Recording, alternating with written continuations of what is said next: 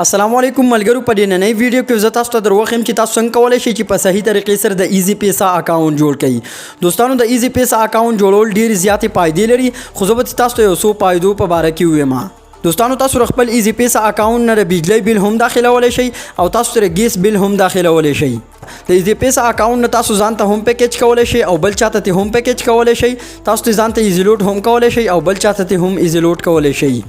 او تاسو خپل ایزی پیسا اکاونټ نه بل چاته هم روپۍ لګولای شئ او تاسو اکاونټ ته بل څوک هم روپۍ را لګولای شي. نو ملګرو ایزی پیسا اکاونټ ډیر زیاتې فائدې لري، خو ما تاسو ته یو څو ویلي. نو که تاسو هم په صحیح طریقې سره د ایزی پیسا اکاونټ جوړول غواړئ نو تاسو دا ویډیو پوره وګورئ. او که تاسو زمونږ چینل له اوسه پورې سبسکرایب کړی نه وي زمونږ چینل سبسکرایب کړئ، غنټې نشان باندې لازمي کلیک وکړئ، ویډیو در سره لایک کړئ. نو راځئ چې دا ویډیو سٹارټ کوو. نو خاملګرو تاسو خپل موبایل سکرین ته راشئ صحیح ده او تاسو په خپل موبایل کې پلی سٹور اوپن کړئ. چې څنګه تاسو پلی سٹور اوپن کوئ تاسو بدلته ایزی پیسا اپ ډاونلوډ کړئ، دا ما انسټال کړل. نو تاسو براشئ او دا په خپل موبایل کې داسې اوپن کړئ. چې څنګه تاسو اوپن کو داسې لږ صبر وته وکړئ او دوستان دلته تاسو را علاوه ښکاري، تاسو بری علاوه باندې داسې کلیک وکړئ. دوستان تاسو څنګه د علاوه په بٹن باندې کلیک وکړئ دلته تاسو راښکاري انټر یور موبایل نمبر. صحیح ده، تاسو بدلته راشئ او د خپل موبایل نمبر به تاسو دلته ولیکئ. نو زه دلته خپل موبایل نمبر لیکم، نو تاسو به هم د خپل موبایل نمبر ولیکئ او دلته تاسو راښکاري ویریفای. صحیح ده، نو تاسو به راشئ او په دې ویریفای باندې به کلیک وکړئ. په ویریفای باندې څنګه تاسو کلیک وکړئ نو بیا به د علاوه په بٹن باندې کلیک وکړئ. د علاوه په بٹن باندې څنګه تاسو کلیک وکړئ تاسو به اوس دلته یو او ټي پی راشي، دا تاسو لیدای شئ ماته راغی دا او ټي پی. صحیح ده، نو خبرګړو د دې دا انټرفیس بدلته داسې راشي. صحیح ده، دلته لیکلي انټر یور سی ان آی سی نمبر. صحیح ده، مطلب دلته تاسو خپل شناختی کارت نمبر ولیکئ په دې ځای کې. صحیح ده، نو زه دلته خپل شناختی کارت نمبر لیکم.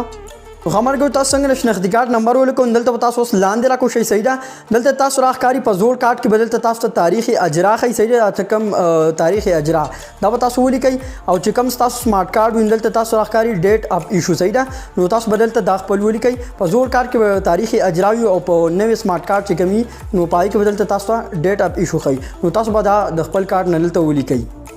نو خبرګو چې تاسو څنګه ډیټ اپ ایشو سلیکټ کړئ دلته تاسو را ایرو د نشان ښکاري، تاسو پرې باندې کلیک وکړئ. پرې باندې څنګه تاسو کلیک کوئ دلته تاسو راښکاري ویریفای، تاسو بیا پرې ویریفای باندې کلیک وکړئ.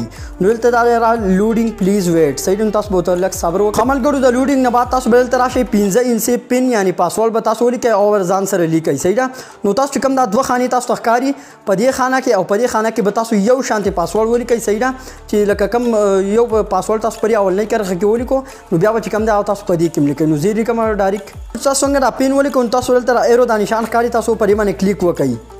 نو خبرګو چې تاسو څنګه پین انټر کړئ تاسو پکې خپل پین ولیکئ. نو دلته تاسو را لیدای شئ دلته ولیکل کنګریچولیشن او تاسو مبارک شي.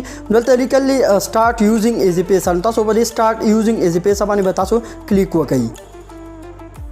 پرېمان څنګه تاسو کلیک وکړئ دا تاسو لیدای شئ چې زمونږ ایزی پیسا اکاونټ چې کوم دی هغه کریټ شو.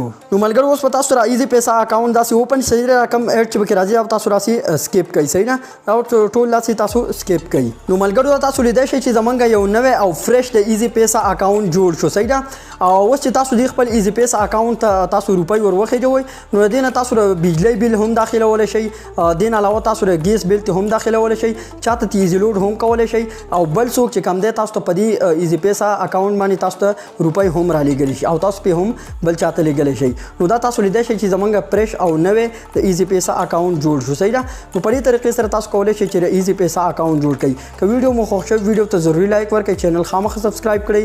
انشاءالله په بل نوې ویډیو کې ملاویږو. د الله په امان.